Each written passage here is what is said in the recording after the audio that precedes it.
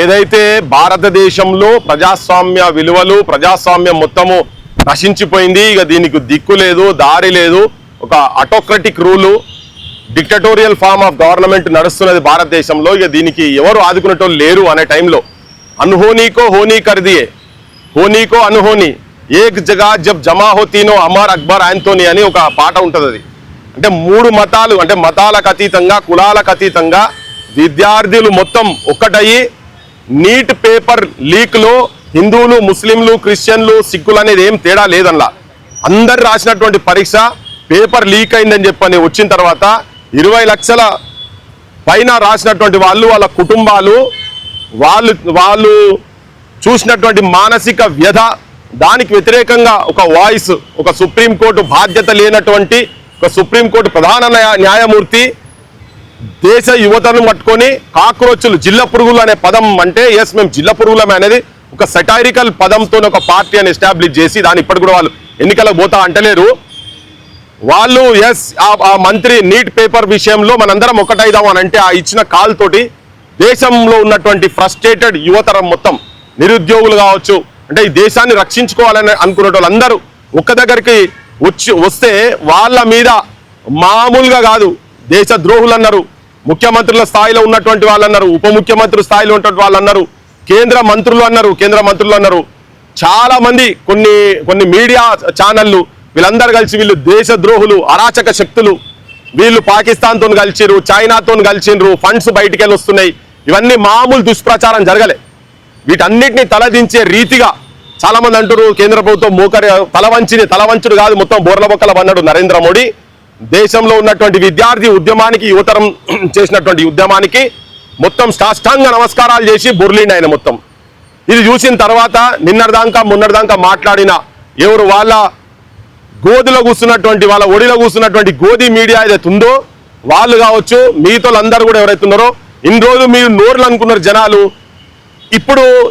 ఇప్పుడైతే ప్రధానమంత్రి వాళ్ళే బయటకు వచ్చి వీళ్ళకు సాష్టాంగ నమస్కారం చేసిండో ఈ ఉద్యమానికి, ఇప్పుడు మీరు అందరు దయచేసి మీ నోర్లు కావు, అది మూసి మోరులు అని చెప్పని నిర్ధారణ చేసి పడేసారు. కాబట్టి ఇప్పటి నుంచి మీరు ఇప్పుడైనా కానీ జర సోయికి వచ్చి మాట్లాడేటోళ్ళందరి మీద మీరు మీ బూతులు వాళ్ళు మాట్లాడంగానే దేశద్రోహి అనుడు, వీనికి పాకిస్తాను చైనా ఇవన్నీ మాటలు మాట్లాడు, ఇవన్నీ ఇప్పుడు ఎవరు మరి కేంద్ర ప్రభుత్వం పాకిస్తాన్ చేతులుందా చైనా చేతులుందా?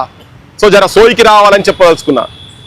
ఈ రేపల్లె సుబ్బారావు గారు రాసింది ఒకటి గుర్తుకొస్తుంది నాకు. ఏ దేశం ఏగినా ఎందుకాలిడినా, ఏ పీఠం ఎక్కినా ఎవరెదురైనా, పొగడరా నీ తల్లి భూమి భారతిని, నిలుపరా నీ జాతి నిండు గౌరవం అని చెప్పని. ఇవాళ ఈ జాతి గౌరవాన్ని నిలిపేటందుకు భారతదేశంలో ఉన్నటువంటి యువతరం మొత్తం పిడికిలి బిగించి ఢిల్లీ వీధుల మీద నినాదాలతోటి హోరెత్తించిన తర్వాత నరేంద్ర మోడీ అధికారంలోకి వచ్చే ముందు చెప్పిండు దేశం ప్రమాదంలో ఉంది, 60 సంవత్సరాల తర్వాత అమెరికా డాలర్ రేటు భారతదేశం డాలర్ రేటు ఒకటే ఉండే స్వాతంత్రం వచ్చినప్పుడు, కానీ అది దాదాపు 60 రూపాయల దాకా అయ్యింది అని చెప్పని ఏ మీటింగ్లో పోయినా కానీ మొత్తుకునేది ఆయన. అయిపోయింది దేశం, దేశం కథం అయిపోయింది. అది నాయన 10-12 ఏళ్ళల్లో యాడికి తీసుకోపోయినో తెలిసి 97 రూపాయలు ఉన్నది ఇలా, డాలర్ 97 రూపాయలు. అంటే 10-12 ఏళ్ళ నువ్వు చేసిన నిర్వాహకం ఏంటిది అని చెప్పేటందుకు. గడికోసారి లేవంగానే సనాతన ధర్మం అని చెప్పి మాట్లాడుతున్నారు కదా. ఎప్పుడో పూర్వకాలంలో కావచ్చు తక్షశిలాలు, విక్రమశిలాలు, నలంద యూనివర్సిటీలు ప్రపంచ స్థాయిలో అవ్వల్ స్థానంలో టాప్ యూనివర్సిటీలు ఈ భూమి మీద మొత్తంలో భారతదేశ యూనివర్సిటీలకు ఆ జాగా ఉండే. సరే గత 60 ఏళ్ళు వాళ్ళు ఏం చేసిరో నువ్వు రాకముందు, నువ్వు వచ్చినాక ఏం జరిగింది భారతదేశంలో అంటే, టాప్ 100 యూనివర్సిటీలలో భారతదేశ యూనివర్సిటీ ఒక్కటి లేదు, 200 యూనివర్సిటీలు ఒక్కటి లేదు, 300 యూనివర్సిటీలు ఒక్కటి లేదు, 400 యూనివర్సిటీలు ఒక్కటి లేదు, 500 యూనివర్సిటీలలో కూడా భారతదేశ యూనివర్సిటీ ప్రపంచ స్థాయిలో ర్యాంకింగ్ లో ఒక్కటి కూడా లేదని చెప్పి సిగ్గుతో చెప్పదలుచుకున్నా. నువ్వు గడికోసారి మాట్లాడితే చైనా మాట్లాడతావు కదా, చైనా వాళ్ళు 100 యూనివర్సిటీకి పైన ఉన్నారు. కనీసం ఏషియాలో టాప్ 1-2 చైనా ఉన్నది, మనోళ్ళు దరిదాపుల దగ్గర కూడా లేదు, టాప్ 10లో ఒక్క ఏషియాలో కూడా లేదు. ఎందుకు లేదు అంటే భారతదేశ యూనివర్సిటీలలో మీరు రిక్రూట్మెంట్ చేస్తలేరు, రీసెర్చ్లు జరుగుతలేవు, విద్యా వ్యవస్థను మొత్తం సర్వనాశనం చేసేసారు. ఒక నీట్ గురించి కాదు ఇక్కడ జరగాల్సింది భవిష్యత్ పోరాటాలు. ఒక కేంద్ర మంత్రి రాజీనామా చేయంగానే సరిపోదు, తెలంగాణ విశ్వవిద్యాలయాల 80 నుంచి 84% వరకు రిక్రూట్మెంట్లు లేవు. విద్యా ప్రమాణాలు మొత్తం సర్వనాశనం చేసి వదిలిపెట్టేసిండ్రు. ఇది మాట్లాడాలి అని చెప్పాలంటే నువ్వు ఒక్కనాడు పత్రికల ముందు వచ్చి మాట్లాడే ధైర్యం లేదా నీకు? ప్రధానమంత్రి ఇన్ని రోజుల తర్వాత నేను అనుకుంటా ఈ భూమి మీద మొత్తం ఏ దేశంలో ఉన్నటువంటి ప్రధానమంత్రి కూడా మీడియా ముందుకు వచ్చి ప్రశ్నలు ప్రెస్ కాన్ఫరెన్స్ పెట్టని చరిత్ర ఏదైనా ఉన్నదంటే అది కేవలం నరేంద్ర మోడీకి దక్కుతుందని చెప్పదలుచుకున్నా. ఇక ఫ్రీడమ్ ఆఫ్ ప్రెస్ ప్రపంచ స్థాయిలో ఎంత దరిద్రంగా ఉన్నదంటే టెర్రరిస్ట్ స్టేట్ల కన్నా దారుణంగా ఉన్నది మనది. 151 ర్యాంకు ప్రజలకు తెలవాలి, ఇది యువతరానికి తెలవాలి. చాలా మంది నిన్న మొన్న దాకా గుడ్డిగా పడిపోయినరు మోడీ మోడీ మోడీ మోడీ అని. ఆ మోడీ పకోడీలు అమ్ముకో సమోసాలు అమ్ముకో అంటే ఇప్పుడు దేశానికి విరోచనాలు పట్టినట్టు అయింది. మొత్తం యువతరం ఒక అంధకారంలో ఒకటే సైడు పాకిస్తాన్తో మనకు ప్రమాదం ఉంది, చైనాతోని మనకు ప్రమాదం ఉంది. ఇదన్నీ చెప్పుకుంటా ఓట్లు దండించుకుంటా గుడులను రక్షణ చేయాలి. భారతీయత అంటే మన హిందూ రాష్ట్రం అని చెప్పనన్నాడు. గుడులలోనే దేవుని సొమ్మే మింగిన తర్వాత ఇంకా మీ పాలనలో రక్షణ ఎక్కడ ఉంటుంది ఆయన? ఇది యువతరం అర్థం చేసుకోవాలి. ఇది మాట్లాడేందుకు పత్రికలో వీళ్ళంతా మాట్లాడాలంటే దీని ర్యాంక్ ఎక్కడ ఉన్నది? కానీ 150 ర్యాంక్ ఉన్నది.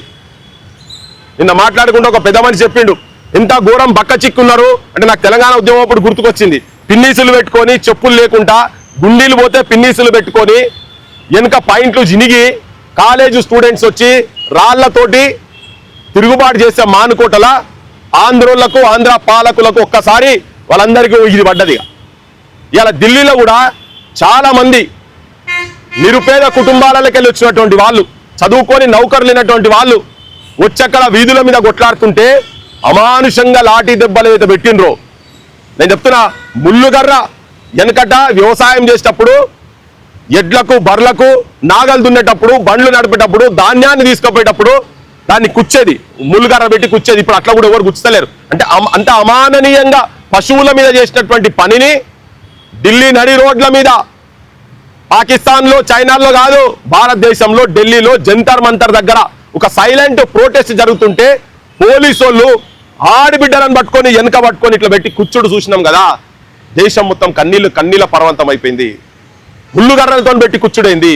బాష్పవాయువులు ఏంటిది, బుల్లెట్లు ఫైరింగ్లు ఏంటి, వీళ్ళే రాళ్ళు తీసుకొచ్చి పెట్టి వ్యాన్లలో రాళ్ళు తీసుకొచ్చి పెట్టి ఇది ఉద్యమకారులు తీసుకొచ్చిరని సీసీ కెమెరాలు ఉంటాయి, అన్ని ఉంటాయి. ఎవరు తీసుకొచ్చిరో, డ్రైవర్ ఎవరో, బండి ఎవరో అవన్నీ తీసి బయట పెట్టాలి కదా.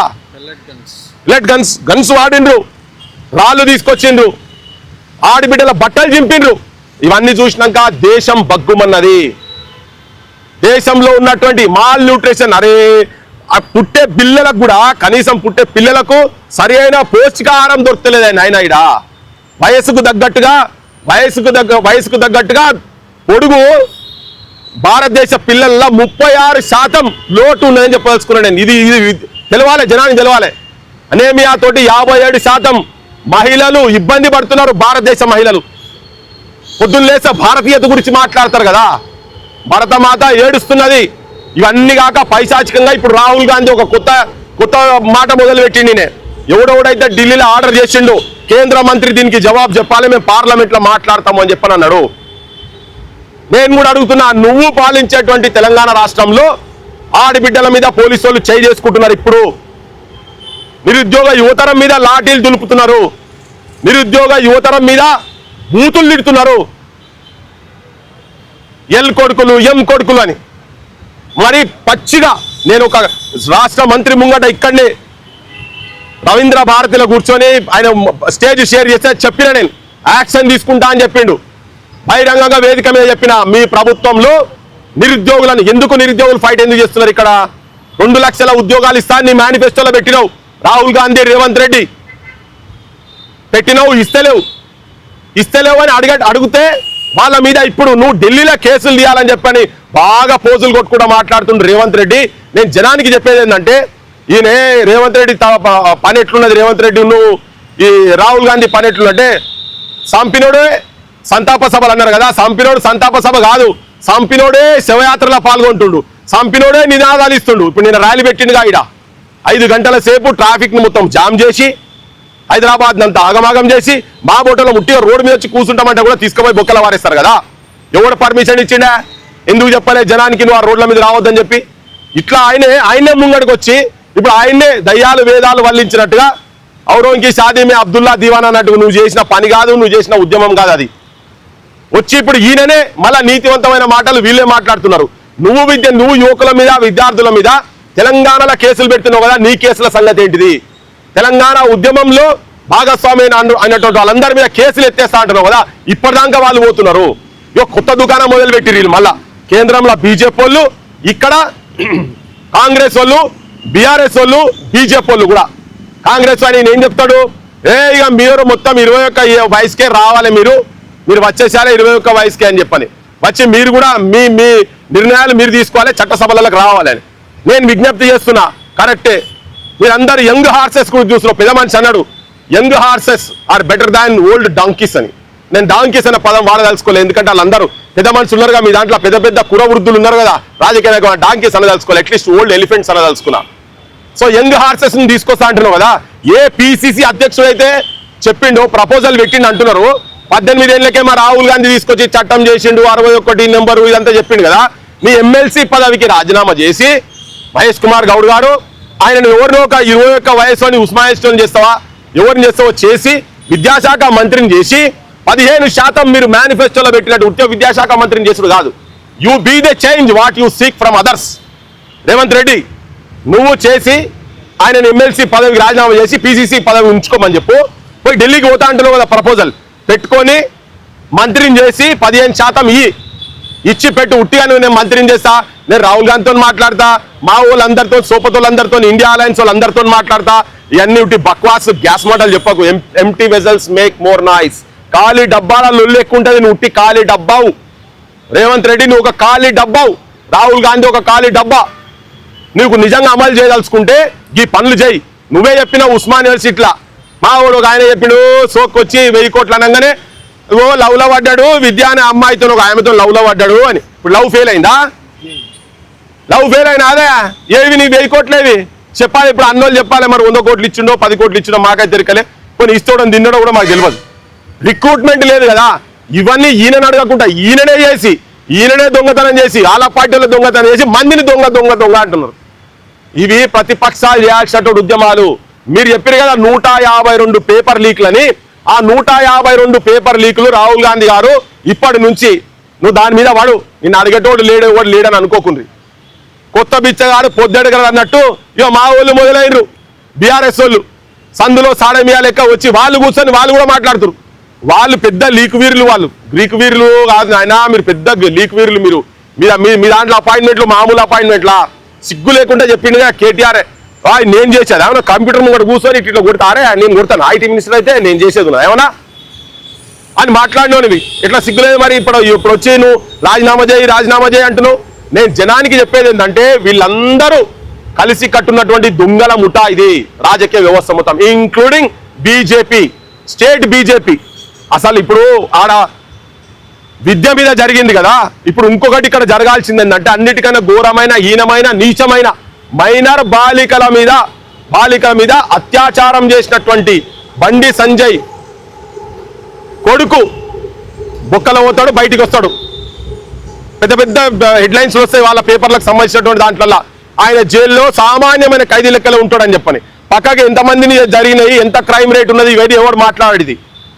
దానికి సెక్షన్ 19 ప్రకారంగా పోక్సో చట్టం కింద బండి సంజయ్ అంటే ఎవరెవరైతే మైనర్ బాలికను అత్యాచారం చేస్తారో వాళ్లకు సహకారం చేసిన, వాళ్ళకు మద్దతు చేసిన, వాళ్లకు షెల్టర్ ఇచ్చిన, వాళ్ళ గురించి సమాచారం తెలిసి పోలీసులకు చెప్పకున్నా వాళ్ళని కూడా బొక్కల వారేయాలి. వాళ్ళు కూడా శిక్ష అర్హులే. 6 నెలల నుంచి మొదలు పెడితే ఇంకా ఎంత అంటే అంత వేసుకోవచ్చు శిక్ష. ఆ శిక్ష అర్హులే. అటువంటి దాంట్లో బండి సంజయ్ని కూడా బొక్కల వారేయాలి. ఇది మేము చెప్తూనే ఉన్నాం. ఈ ఉద్యమాన్ని కూడా మేము చాలా మొత్తుకుంటుంటే మామూలు యుద్ధం కాదు. చెయ్యని వాటిని మేము లేని దగ్గర నన్ను కానీ రఘున్ కానీ సీనున్ కానీ ఇట్లా మాట్లాడిన ఎవరిని వదిలిపెడుతున్నారు మీరు? ప్రొఫెసర్లను వదిలిపెడతలేరు మీరు, నాగేశ్వరరావు సారాసంటోళ్ళు వదిలిపెడతలేరు.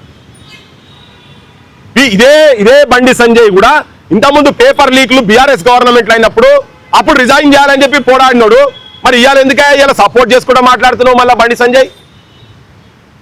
అన్ని రాజకీయ పార్టీలు వీళ్ళన్నిట్లో భాగస్వామ్యం ఉన్నదని చెప్పని నేను తెలంగాణ యువతరానికి చెప్పదలుచుకున్నా. ఉట్టిగా పోయి ముఖ్యమంత్రి పక్కకు నిలబడంగానే ఫోటోలు దిగుడు కాదు. నాకు ఇంకా కొద్దిగా చైతన్యం వచ్చి అదే దగ్గర ఈ తెలంగాణ యువకులకు SIPCల వేకెన్సీలు 20,000 ఉన్న తర్వాత నువ్వు ఎట్లా 5,000 ఇస్తా అని చెప్పని ఒక 10 ప్లకార్డులు పట్టేది ఉంటే బాగుంటుండే. నాకు తెలియదు ఈయన ర్యాలీ ఉన్నదని, ఏదో ఆ పని నేనే చేపిస్తుండే. ఈవెన్ నిరుద్యోగ యువకులకు కూడా, నిరుద్యోగ యువతరానికి నాయకత్వం వహిస్తున్నటువంటి నేను ఆ మిత్రులందరికీ విజ్ఞప్తి ఏం చెప్పదలుచుకున్నా అంటే, రాజకీయ పార్టీల చుట్టూ తిరగకండి. మీ కండ్ల ముంగట భగత్ సింగ్ వారసులు ఢిల్లీ వీధుల మీద ఏ నరేంద్ర మోడీని ఎవరు తల వంచనన్నారో ఆ నరేంద్ర మోడీకి నిద్ర పట్టకుండా రాత్రి 12 గంటలకు 2 గంటలకు ఆయన సెల్ఫీ వీడియోలు పెట్టే ఒక యూట్యూబర్ లెక్క. ఈయన ప్రధానమంత్రికి తక్కువ, యూట్యూబర్కి ఎక్కువ ఉన్నాడు. పెద్ద మనిషి, నువ్వు ప్రధానమంత్రి పదవి బంద్ చేసుకొని ఓ యూట్యూబ్ ఛానల్ పెట్టుకో. నీ లైక్స్ ఎన్ని వస్తాయి, నీ ఇన్స్టాగ్రామ్ లైక్స్ ఎన్ని వస్తాయి, గివి పట్టుకొని చూసుకున్నాడు బెటర్. ఆయన నువ్వు ముఖం మొత్తం మాడిపోయింది. ఇన్ఫ్లుయెన్సర్ అట. నీ ముఖం మొత్తం మాడిపోయింది, నీ డొల్లాతనం అంతా బయటపడ్డది. హలో ఫ్రెండ్స్ అని ఇప్పుడు ఇంకేమో బ్రో అంటాడు కావచ్చు. సార్ అయితే ఇటు సగం కొట్టించుకొని ఇప్పుడు ఏముంటుందో మళ్ళీ జెన్జీ అనగానే ఇవన్నీ ఉంటాయి కదా. సో నేను భగత్ సింగ్ వారసులకు, భారతదేశ యువతరానికి, తెలంగాణ యువతరానికి చెప్పేది ఏంటంటే, అమరుల త్యాగాలు వృధా పోనీయకండి. తెలంగాణ ప్రజలు, భారత ప్రజలు మరోసారి దగా కానీయకండి. ఇవాళ కాక్రోచ్ పార్టీలు రాజకీయాలకు రాము అంటున్నారు. ఇంతకుముందు రఘు అన్నాడు మీరు సంఘం పెడతారా పార్టీ, బరాబర్ రాజకీయ పార్టీ వస్తుంది. తెలంగాణ క్రాంతి దళ్ రాజకీయ పార్టీగా మారుతుంది అంతనే. ఇది బండా గుర్తు పెట్టుకొని ఊర్లలో తయారు కాండ్రి. ప్రజా గుండె సవరులకు ప్రతిరూపాలు కాబోతున్నాం తెలంగాణ క్రాంతి దళ్. చాలా ఉద్యమాలు జరిగినాయి ఇక్కడ. మార్వాడి అగేన్స్ట్ గా, మార్వాడులో దోపిడీకి అగేన్స్ట్ గా, ఉత్తర హిందుస్థాన్కి వెళ్ళి వచ్చి వాళ్ళ ప్రజలకు వ్యతిరేకం కాదు, మేము ఇక్కడికి వచ్చి దోపిడీ చేస్తున్నటువంటి వాళ్ళకి వ్యతిరేకంగా జరిగింది. తెలంగాణ అస్తిత్వం గురించి కొట్లాడేందుకు ఆంధ్ర ప్రతిమలు తీసుకొచ్చి ఇక్కడ పెడితే మన నడిబొడ్డు మీద, మన గుండెల మీద పాదాలు పెట్టి ఆంధ్ర పోలీసు వాళ్ళు తంతుంటే కూడా తిరుగుబాటు చేసినాం. బడుల గురించి ఈ పెద్ద మనిషి చెప్తున్నాడు, మొత్తం కాపాడుతాము యువతరాన్ని. అరే విద్యనే లేకుండా చేసి సర్వనాశనం చేస్తున్నావు కదా. 23,000 బడులను తెలంగాణలో బంద్ చేస్తామంటే మేము మండల్ మీటింగ్లు పెట్టుకుంటూ తిరుగుతున్నాము, చైతన్యం చేస్తాం. చాలా మంది అన్నారు ఇవి ఎందుకు పెట్టుకుంటావు, ఈ విద్య ఎందుకు పెట్టుకుంటావు, దీనికి ఎవరు రాడు అని. బరాబర్ రావాల్సిన అవసరం ఉన్నది.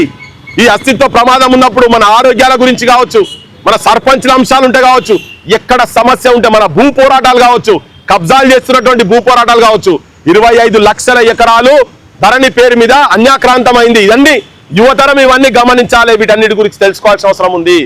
ఇలా చిన్న బీమారు వస్తే మందులు కొనిచ్చే పరిస్థితి లేదు. ఇవన్నిటి మీద పోరాటం క్రాంతిదల్గా చేస్తా ఉన్నాం మేము.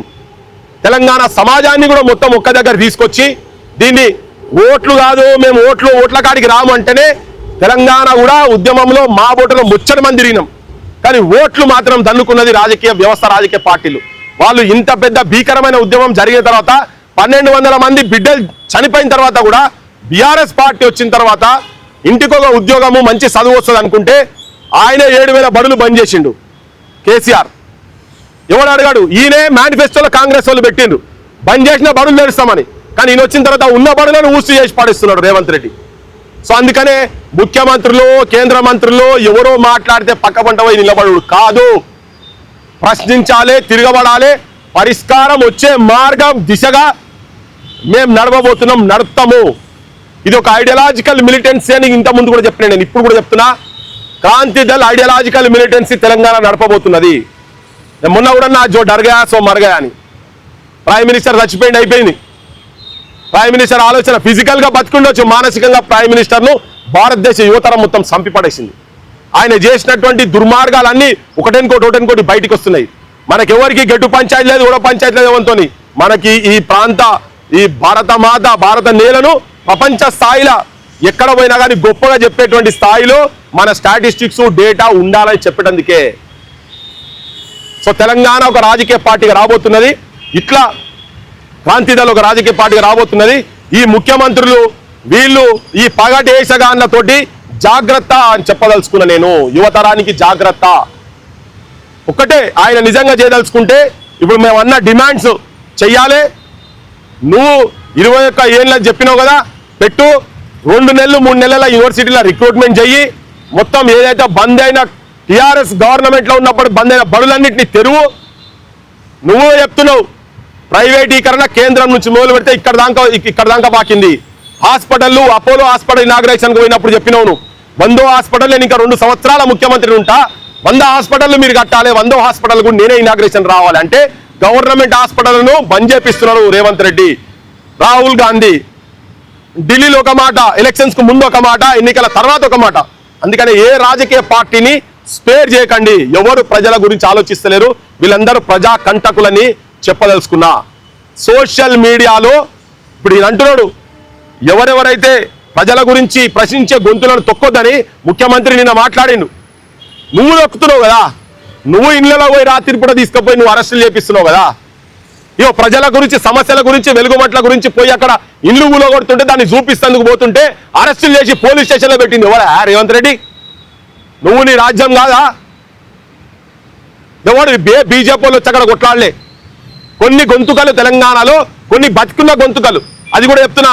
భారతదేశంలో ఉన్నటువంటి మెయిన్ స్ట్రీమ్స్ ఛానల్ అన్ని కూడా నరేంద్ర మోడీ తొడల మీద కూర్చొని డ్యాన్సులు చేస్తుంటే రెస్ట్ తీసుకుంటుంటే ఇగో ఇటువంటి నా ముంగటున్న మైకులు లెక్కనే ఢిల్లీలో కూడా సోషల్ మీడియానే విజృంభించిన తర్వాత కూడా భారతదేశం కాదు ప్రపంచంలోనే గొప్ప అని వెలుగుతున్నటువంటి వ్యక్తి మహానుభావుడు సాష్టాంగ నమస్కారం చేసిండు. ఇవాళ మీ గతి కూడా ఇదే పడుతుంది. ఇక్కడ ఉన్నటువంటి మెయిన్ స్ట్రీమ్ ఛానళ్ళకు కూడా చెప్తున్నా, ప్రజలు ప్రజా సమస్యల గురించి మీరు దూరం అయితే మీరు మీ దందాలు మీ బిజినెస్లు మొత్తం చాలా తొందరలోనే మూతపడతాయని చెప్పదలుచుకున్నా.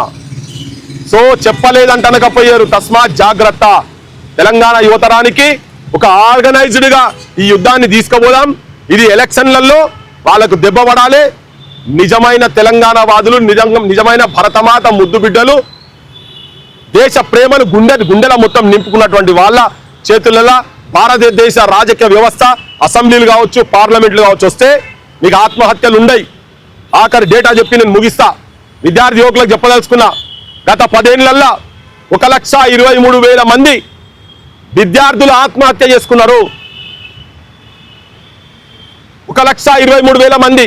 ఒక్కొక్కరు ఒక్కొక్క విధంగా. వాడు 6వ తరగతి 7వ తరగతి 8వ తరగతి వరకు గవర్నమెంట్ బడిలో చదువుతాడు. వీడికి వచ్చిన తర్వాత ఇంగ్లీష్ మీడియం అంటారు, పైసలు ఉన్నాయి, ఆర్థిక ఇబ్బందులతోటి కొంతమంది. తీరా కోర్సులన్నీ చదివిన తర్వాత కూడా నౌకరు రాక కొంతమంది,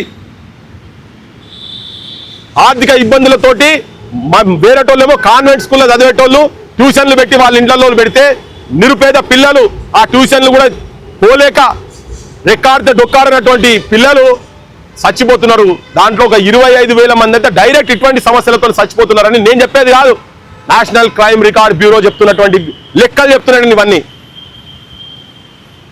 భారతదేశ యువతరం ప్రమాదంలో ఉన్నది. ఒక సంతోషం ఏంటంటే ఎస్ మేల్కున్నారు, యువతరం మేల్కున్నది.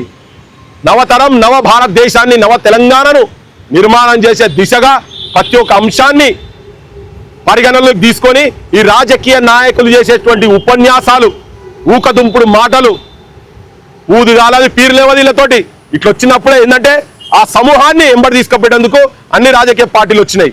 రాహుల్ గాంధీకి నిజంగా, ప్రియాంక గాంధీకి నిజంగా ప్రేమ కనుక ఉండేది ఉంటే నీట్ పరీక్ష చచ్చిపోయిన వాళ్ళ ఇళ్లకు పోయి ఆయన కూడా ఇష్యూ చేయనుండే.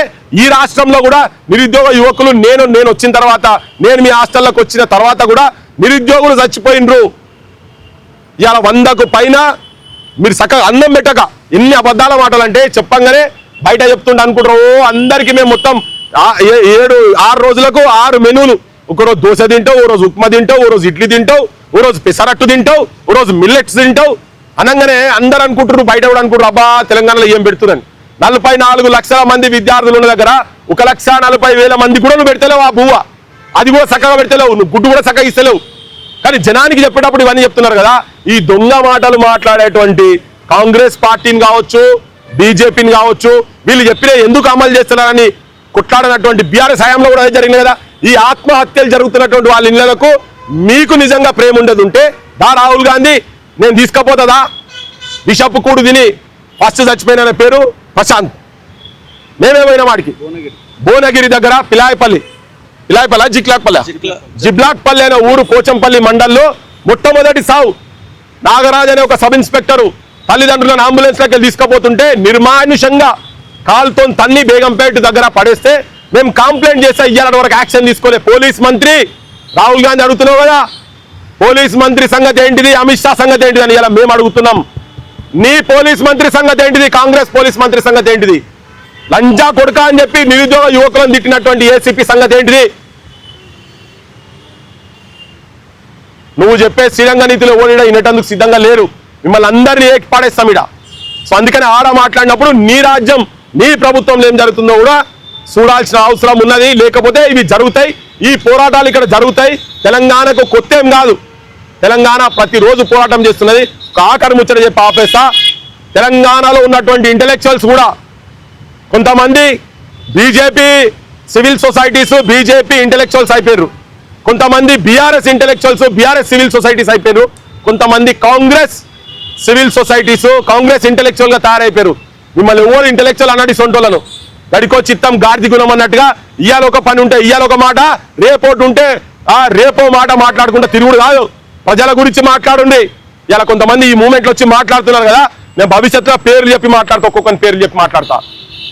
నీకు అవసరం ఉన్నప్పుడు, నీ పార్టీ రావాలన్నప్పుడు నువ్వు ఒక స్టాండ్ తీసుకుంటావు. ఎన్నికల ముందేం స్టాండ్ తీసుకున్నావు, ఎన్నికల తర్వాత ఏం స్టాండ్ తీసుకున్నావు, ఇప్పుడేం స్టాండ్ తీసుకున్నావు. ప్రతి ఒక్కరిని ఇటువంటి pseudo intellectual, pseudo civil societies గురించి కూడా క్రాంతి దళ్ భవిష్యత్తులో మాట్లాడుతుంది. పల్లె పల్లెకు తీసుకుపోతుంది. ఎవరికి భయపడేది లేదు, ఎవరికి జనికేది లేదు. గుర్తుపెట్టుకోండి అని చెప్పి థ్యాంక్ యూ. ఏమైనా క్వశ్చన్స్ ఉంటాడు కానీ భారతదేశంలో విద్యార్థులు అంతా ఒకటై బీజేపీకి కేంద్ర ప్రభుత్వానికి వ్యతిరేకంగా పోరాటం చేస్తుంటే కొత్త స్టాండ్, కొత్త ఉద్యమాన్ని క్రియేట్ చేసే బీజేపీ సోషల్ మీడియా పనిచేస్తుంది. ఏంటంటే రిజర్వేషన్ అనుకూల వాయిస్, రిజర్వేషన్ వ్యతిరేక వాయిస్ మధ్య పంచాయతీ పెట్టే ఉపాయం ఒకటి తీసుకొచ్చి మళ్ళీ 2 రోజులు సోషల్ మీడియాలో తీసుకుంది. దానిపట్ల మీరు ఏమంటారు? ఇటువంటి వాళ్ళు ఇది ముందు కాక ముందు కూడా గత 10-15 ఏళ్ల నుంచి అదే పని చేస్తుంది. అందుకే నేను స్టార్టింగ్ చెప్పిన అన్హోనీకో హోనీ కర్దే, హోనీకో అనుహోని అని చెప్పిన కదా. సో అందుకనే అందరు కలిసి కొట్లాడారు అనే దానికే చెప్పిన.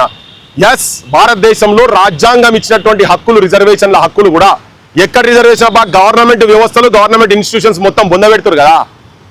ఇంకా రిజర్వేషన్లు ఇక్కడ ఎంప్లాయ్మెంటే మొత్తం ప్రైవేటీకరణ చేస్తున్నారు కదా. భారతదేశంలో బిగ్ గ్యాప్ తయారైంది హ్యావ్స్ హ్యావ్ నాట్స్ మీద. కేవలం టాప్ ఉన్నటువంటి టాప్ 1% చేతుల్లో దేశ సంపద 44% వరకు, టాప్ 1% బిజినెస్ మెన్ చేతులల్లా, బాటం 50% ఉన్న చేతులల్లా భారతదేశం యొక్క ధనము, వెల్త్ కేవలం 2.7% ఉంది. సో ఈ గ్యాప్ ఎట్లా? ప్రైవేటీకరణ మొత్తం జరుగుతున్నది. గవర్నమెంట్ వ్యవస్థలు మొత్తం, గవర్నమెంట్ విద్యా వ్యవస్థను నాశనం చేస్తారు కదా. ఇంకా రిజర్వేషన్లు ఇక్కడ పాడాయి. ఇప్పుడు ప్రైవేట్ లో రిజర్వేషన్ పెట్టి ఈ ప్రాంతంలో కూడా రిజర్వేషన్ కల్పిస్తా అని చెప్పి మేనిఫెస్టోలలో కాంగ్రెస్ పార్టీ కూడా పెట్టింది. కానీ ఒక 80% అన్న కాడ ఒక్కొక్క దాంట్లో 8 మందిని కూడా ఇప్పటిదాకా రిక్రూట్మెంట్ చేయలేదు. సో అది ఏది తయారు చేసినా కానీ భారతదేశ యువతరం, చైతన్యవంతమైన యువతరం ఆ గ్యాప్ తీసుకురావడానికి చాలా ప్రయత్నం చేస్తుంది. ఎంత చేసినా కానీ తెలివిగల భారతదేశ యువకులు దాన్ని ఎట్లా స్పందించాలో స్పందిస్తారు. అది ఆల్రెడీ ఒకటి చూసినాం కదా. ఇప్పుడు ఢిల్లీలో జరిగిన మూవ్మెంట్ వీళ్ళు అనగానే జరిగేది ఏం లేదు. ఇప్పుడున్న ప్రజెంట్ రాజకీయ వ్యవస్థకు గతంలో భారతదేశ విముక్తి గురించి కొట్లాడినటువంటి ఫ్రీడమ్ ఫైటర్స్ చరిత్రలు చదివితే ఇవన్నిటి సైడ్ ఎక్కడ మనం పోం. రాజ్యాంగం ఇచ్చిన హక్కులను, ఆదివాసీలు కావచ్చు, బీసీలు కావచ్చు, ఎవరికి ఇచ్చిన హక్కులను వాళ్ళ కాపాడుకునే శక్తి భారతదేశ యువతరం మీద ఉన్నది.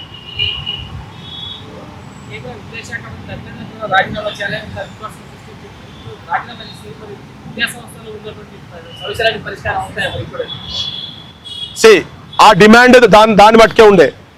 దాని తర్వాత ఇంకొక డిమాండ్, సెకండ్ అండ్ థర్డ్ డిమాండ్లు పెట్టినారు. వాళ్ళు పెట్టింది ఏంటంటే, ఒకటి ₹1 కోటి ఇవ్వాలి ప్రతి ఒక్కరికి అనేది, ఇంకొకటి ఏంది కేసులు పెట్టినని విడ్రా చేసుకోవాలి, తప్పుడు కేసులు, ప్లస్ పోలీసు వాళ్ళు ఎవరైతే అరాచకం చేసిరో వాళ్ళ మీద కూడా కేసులు పెట్టాలనే దాన్ని ఉన్నది.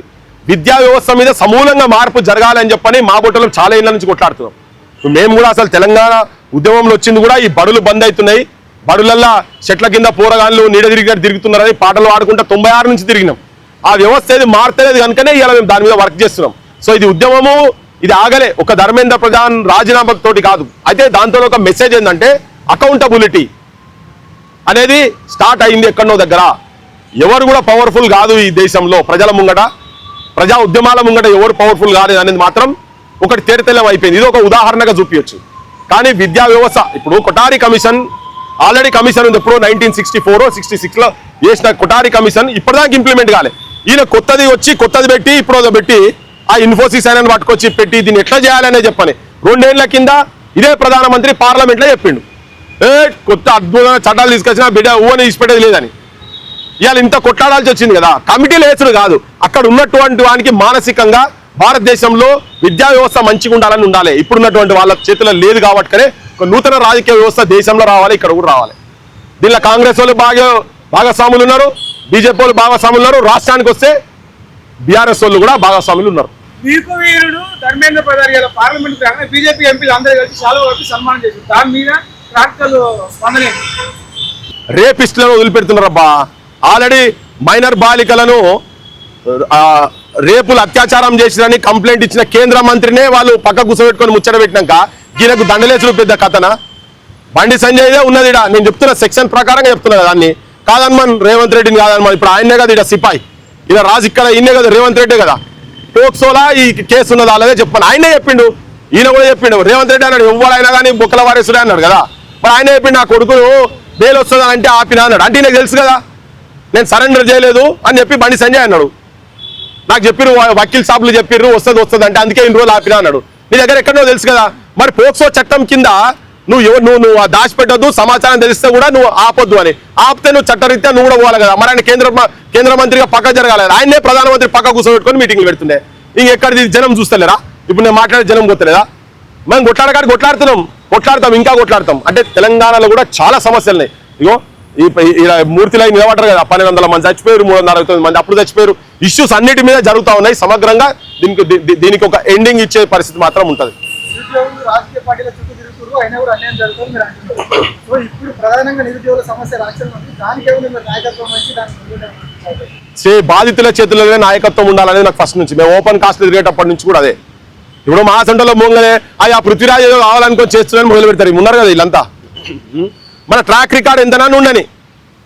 అసలు నేను టీఆర్ఎస్ అనేది 2001లో వదిలిపెడితే నేను టీఆర్ఎస్ ను ఎక్కడ వేదిక ఏది దొరికినా కానీ ఎక్కడెక్కడ తెలంగాణకు నష్టం జరుగుతుందో అప్పుడప్పుడు మాట్లాడిన. పల్లెకొకడు గల్లీకొకడు ఢిల్లీ దాకా పోయిండొక్కడు ఎక్కడ చూసినా నీకోసమే ఎత్తుకులాడుతున్నామని ముంగడ ఏడుపు ముఖం పెట్టి ముల్లే కట్టుకుంటున్నాడు. అమ్మా చూడు తెలంగాణమా అంగట్ల బతుకు ఆగమాగమా అని కేసీఆర్ మీద రాసుకొని పాడింది. అప్పటి నుంచి మేము వ్యతిరేకిస్తుంటే నాది రాగు బొమ్మ పెట్టి టీఆర్ఎస్ జెండాలేసి పెట్టి చూపిస్తున్నారు. ఏం చేస్తాం? సో ఇప్పుడు నేనేమంటున్నా అంటే వాళ్ళకు సోయి రావాలి. ఎస్ బరాబర్ అవుట్ రైట్ గారే. మేము మొట్టమొదట అశోక్ నగర్ ధర్నా చేసినాడు వాళ్ళందరికీ ఎరికే, జనార్దన్లకు చాలా మందికి ఎరికే, ఇందిరాకి ఎరికే, నవీన్ పట్నాయక్ వీళ్ళందరికీ ఎరికే. ఆడ వద్దు మేము రామని చెప్పి తెల్లదాకా కూర్చున్నాను. ఆడ పొద్దుగాల 4:30 వరకు కూర్చున్నా. అది ఇండిపెండెంట్ మూవ్మెంట్, పవర్ఫుల్ మూవ్మెంట్ ఉండే. నిరాహార దీక్షలు చేసి ఇప్పుడు ఢిల్లీలో కూర్చున్నాడు. ఆయన సోనం వాంగ్చు కూర్చున్నాడు. ఇక ఆయన విరమిస్తలేడు అన్నప్పుడు ఒత్తిడి పెరిగింది కదా. ఈయన విరమిస్తాడు అన్నప్పుడు రారు. అట్లనే ఈ నిరుద్యోగులకు సంబంధించినటువంటి ఆమరణ దీక్ష కూర్చున్న వాళ్ళందరూ కూడా చేయొద్దు. ఒకవేళ చేస్తే చచ్చిపోవాలి అంతనే డిసైడ్ చేసుకునే కూర్చున్న ముందు. దాన్ని ఏం చేసిన ఆయుధాన్ని నిర్వీర్యం చేశారు కొంతమంది. నేను వాళ్ళని కూడా వ్యక్తిగతంగా అనదలుచుకోలేను. కానీ అయితే పార్టీలో చెప్తుంటారు మేమున్నాం అది ఉన్నాం ఇది ఉన్నామని చెప్తుంటారు. నెగోషియేషన్ ఎప్పుడు బలవంతుడు ఉన్నప్పుడే నెగోషియేషన్ జరుగుతుంది. వీక్ ఉన్నంత నెగోషియేషన్ ఎప్పుడు చేయరు ఎవడైనా కానీ. అది రాజ్యాలు ఎప్పుడు చేయ. నువ్వు వీక్ అని తెలిసినాక ఎందుకు వస్తారు? రాజకీయ పార్టీలు ఆడిపిస్తుంటే ఆడుతున్నావు అన్న తర్వాత ఇప్పుడు టీఆర్ఎస్ వాళ్ళు మీటింగ్ పెట్టారు మొన్న నిరుద్యోగులది. వాళ్ళే దానికి పితామహులు, భీష్మ పితామహులు అసలు స్కాములు చేసిన వాళ్ళు. గాలి దగ్గర పోయి గిల్లు మీటింగ్ పెడితే నీకెంత రోజు ఎవడు అడిగిన వచ్చి కూర్చో. రోజుకో 10 మంది కూర్చోని నిరాదీక్షకు తీసుకోకపోతే మళ్ళీ 10 మంది రాండి, మళ్ళీ తీసుకోతే మళ్ళీ 10 మంది రాండి. మొన్న కూడా చెప్పిన అరే మీరు 50 మంది కూర్చోరా, సెంట్రల్ లైబ్రరీలో కూర్చోండి, మీరు దీక్ష కూర్చోని తెలంగాణ మొత్తం ఒక్కటి చేద్దాం, మేము బయట ఉండి మొత్తం పని అంతా చేస్తాం. కానీ రాజకీయ పార్టీల సైడ్ మీరు పోకుంది మాది ఎవరు చూపిస్తున్నాడు. Sonam Wangchuk neat paper leak బాధితులు కాదు, కానీ బాధితుల పక్షాన ఆయన చేసిన దీక్ష దేశం మొత్తాన్ని కదిలించింది. ఏదైతే కేంద్ర మంత్రి విద్య ధర్మం ఆయన ఇంతదాకా తీసుకెళ్ళాలి. సో నిరుద్యోగులు కూడా బాధితులు, వాళ్ళ పట్ల క్రాంతిదలు కావచ్చు, పృథ్వీరాజ్ యాదవ్ కావచ్చు, ఎందుకు వాళ్ళకు బలంగా నిలబడదు? నేనేందంటే ఇక్కడ ఆల్రెడీ నాయకత్వం వచ్చినది. సోనం వాంగ్చుక్ వచ్చే వరకు ఇక్కడ నాయకత్వం లేదు. ఇక్కడ మల్టిపుల్ ఆస్పెక్ట్స్ మీద తిరుగుతా ఉన్నాం. ఓకే భవిష్యత్ 100% దానికి టైం ఉన్నది. ఆ టైం వచ్చినాడు నేను బరాబర్ చేస్తా పని. ఇవో గుర్తుపెట్టుకో. నేను ఆ సమాజాన్ని కూడా తయారు చేయాల్సిన అవసరం ఉంది. అది వచ్చినప్పుడు బరాబర్ చేస్తే దానికి ఏం వెనుకపోయేది ఏం లేదు. ఉట్టిగా కేసీఆర్లు వీర తిలకాలు పెట్టి లోపల కూర్చొని అవి ఆగినట్టు కాదు. ఆయన చేసిండు అద్భుతమైన మూమెంట్ తయారు చేసిండు. క్రాంతిదళ్ చేస్తుంది. దానికి ఒక కన్స్ట్రక్టివ్గా ప్రణాళిక చేసుకొని చేస్తాం. కానీ వాళ్ళకు విజ్ఞప్తి చేసేది ఏంటంటే ఇమీడియట్ గా వాళ్ళు ఉండేది ఉంటే స్ట్రీట్స్ మీదకి స్ట్రీట్ ఫైట్ ఎక్కువ జరుగుతుంది. ఇంకా అది జరుగుతుంది కాబట్టినే వాళ్ళు ముందు పడాలి. పార్టీల చుట్టూ తిరిగితే పార్టీలకు జెండాలు మోసే జీతగాళ్ళు కాకండి. మేము మోస్తున్నామా ఖాళీ పోయినవాడా నాకు ఇంకో ఛానల్ చూపిస్తుండే ఆ ఛానల్ ఈ ఛానల్ బిన్నెలు చూపించి ఇవన్నీ కాదు. ఎవరి మనం చూసుకున్నట్టు కాదు. జనం మొత్తం ఒక్క దగ్గర తీసుకురావాలి. మల్టిపుల్ గా పోరాడింది తెలంగాణ క్రాంతి పార్టీ వచ్చిన తర్వాత స్పెషల్ గా ఏం చంపైన పోరాడవచ్చు. ప్రధానమైన అంశం ఆత్మగౌరవం, అస్తిత్వం, మన విద్య, వైద్యము, నిరుద్యోగం. ఈ అంశాలే టాప్ ఉంటాయి. ఇక ఫాలోడ్ బై రైతులు అవన్నీ ఆ ఇష్యూస్ అన్ని ఎట్లాగో అవన్నీ మళ్ళా వస్తాయి. కానీ ఇవి మెయిన్ అంశాలు. ఇవి ఎవడో ఆంధ్ర పోలీసుడు వచ్చో ఇక్కడ పోలీసుడు వచ్చి మన ఆడబిడ్డల శైలి బట్టి గుంజుడు నడుము బట్టి గుంజితే కూడా ఇప్పటిదాకా వాళ్ళ మీద యాక్షన్ లేనటువంటిది ఆత్మగౌరవం. అస్తిత్వం ఏంది? మన మూలాలు మాత్రం చెరిపేస్తారు కదా మొత్తము. ఇవి ఉంటుంది. మన విద్యా వ్యవస్థ మొత్తం వచ్చి చైనా కంపెనీడు నారాయణ శ్రీ చైతన్య బంద్ చేసి పడేస్తాం. వీళ్ళందరినీ వాళ్ళ ఆస్తులు ఉంటే జప్తు చేసి పడేస్తాం. ఇక్కడ ప్రైవేట్ హాస్పిటల్ అపోలో వైద్యం ప్రతి జిల్లా హెడ్ క్వార్టర్లలో హాస్పిటల్ పెడతాం. దాని మీద స్టడీ చేసిన ప్రణాళికలు కూడా రెడీ అయ్యి ఉన్నాయని చెప్పదలుచుకున్నాం. బీఆర్ఎస్ ఆత్మ ఉందా? అసలు తెలంగాణ ఆత్మనే లేదు కదా వాళ్ళకు. ఆత్మ ఉండేది ఉంటే ఇక ఆంధ్ర వాళ్ళు వచ్చి ఇక్కడ ఎందుకు కాంట్రాక్టర్లు తయారవుతారు? మెగా కృష్ణారెడ్డి కాంట్రాక్టర్ ఎందుకు ఉంటాడు? ఇంకొకటి చెప్తా, బడులు తెలంగాణ లేనేలేదు కదా. తెలంగాణ ఎక్కడిది వాళ్ళకు? అసలు ఇది ఒక్కటే పక్కకు పెట్టు. వాళ్ళకి ఏం ఆత్మగౌరవం ఉన్నది చెప్పు? దేంట్లో ఆత్మగౌరవం ఉన్నది? అది ఉట్టిగా తమాషా. అదంతా వాళ్ళకు ఆత్మగౌరవం అనే పదానికి వాళ్ళకి విలువనే లేదు. ఇప్పుడు తెలంగాణలో గంత పెద్ద ఇన్సిడెంట్స్ బయట వచ్చి ఇక్కడ అరెస్టులు చేస్తున్నా కానీ బయట వచ్చి ఇక్కడ విగ్రహాలు పెడుతున్నా మేమే పెడతామని వీళ్ళే ముంగడ పోతున్నారు కదా. విధ్వంసం చేసేందుకు వీళ్ళే ముంగడికి వస్తారు కదా. ఎన్టీ రామారావు విగ్రహం దగ్గర చూసినాం కదా. సో వీళ్ళకి ఎక్కడి తెలంగాణ ఆత్మ లేదు, మానవత్వం లేని మానవ విలువ లేనటువంటి వాళ్ళు ఒక రాజకీయ పార్టీలు నడుపుతున్నారు. దానిలో బీఆర్ఎస్ ఒకటి.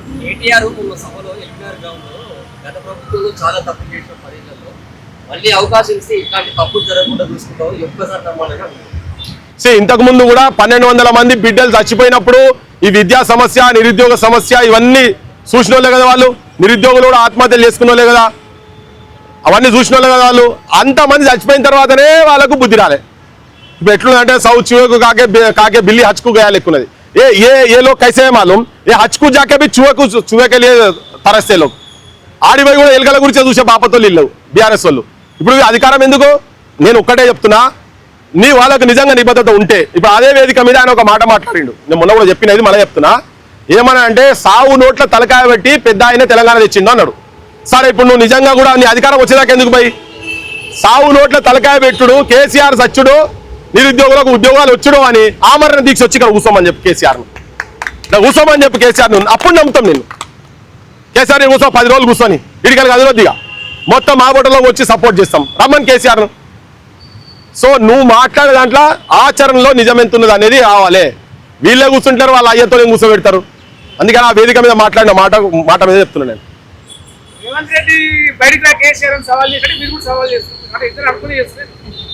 రేవంత్ రెడ్డిని ఇప్పటిదాకా ఏమన్నా నేను పొగిడినా? రేవంత్ రెడ్డిని కూడా వేకి పాడేసినా కదా. రేవంత్ రెడ్డి అసలు పైసా అర్హుడు కాదు. రేవంత్ రెడ్డి కూడా పైసా అర్హుడు కాదు. ఆయన చెప్పినా కదా, ఆయన కూడా చెప్పినా కదా విద్యాశాఖ మంత్రి సంగతి ఏంది, నీ హోంశాఖ మంత్రి సంగతి, రాహుల్ గాంధీ సంగతి ఏంది. ఇప్పటిదాకా మాట్లాడినప్పుడు ఆయన కూడా ఎక్కినా కదా. ఆయన అంతే, ఈయన అంతే, ఇవన్నీ ఒకటే. ఇవన్నీ ప్రజలను ముంచేటువంటి ఆలోచన ఉన్నటువంటి వాళ్ళు. అది ఆచరణలో తేటతెల్లమైంది. అది కూడా చెప్తున్నా.